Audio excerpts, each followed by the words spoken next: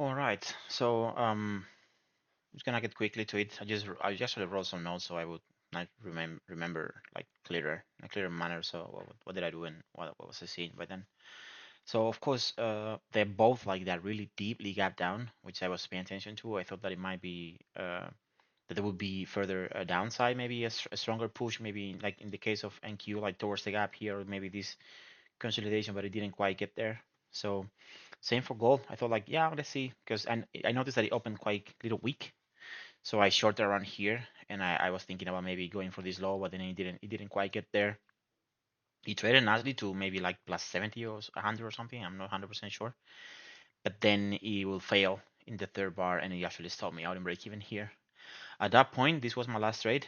Actually, the second trade that I took, the first one was on NQ, and this was decent one. It was pretty much similar to gold. I noticed same. It was like 430 plus points gap down compared to yesterday's close. And I was also like more keen to go to the downside initially. So I noticed the open, it was decently weak in my opinion to the upside. So this bar, it retested a couple of times within this first 5 minutes. This is this consolidation here, and it will come back down like two times. And the third time that I did that, for some reason, I decided to short. I was gonna short the low, but I decided to short around at this level here. That's why I outlined 23,781.25 or 80, something like that.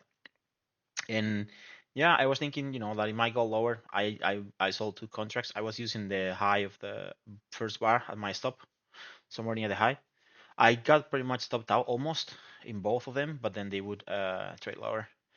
So yeah, once before this trade started tanking nicely, Nasdaq already was like 150. That's why actually when I actually went break even, and this is pretty much what I have written here, all these notes and all the stuff. So yeah.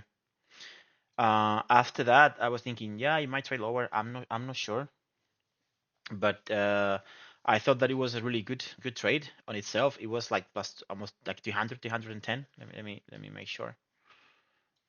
Here, yeah, let me see. Yeah, yeah, Nasdaq was 310, and then in the break even like plus 7 on gold.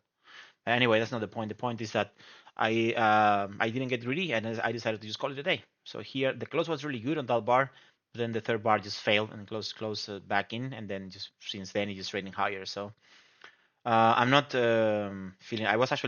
I was feeling good because I wasn't feeling greedy or like for example with FOMO or anything. I think I did the right thing calling it a day, and I'm also finding myself having having really like feeling good about like calling the days earlier if I can and so forth. So far it's been working fine for me.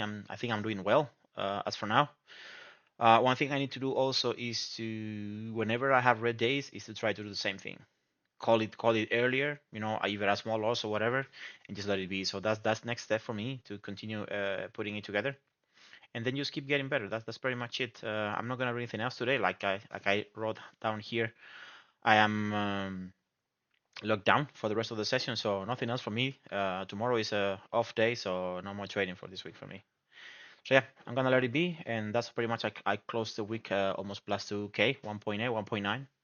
It's not bad. This account still has a little bit to go, but I'm actually pretty happy about it. I'm taking it chill. I have time, so there's no point to be in a rush. And clearly, step by step is doing good for me. So I'm gonna continue that.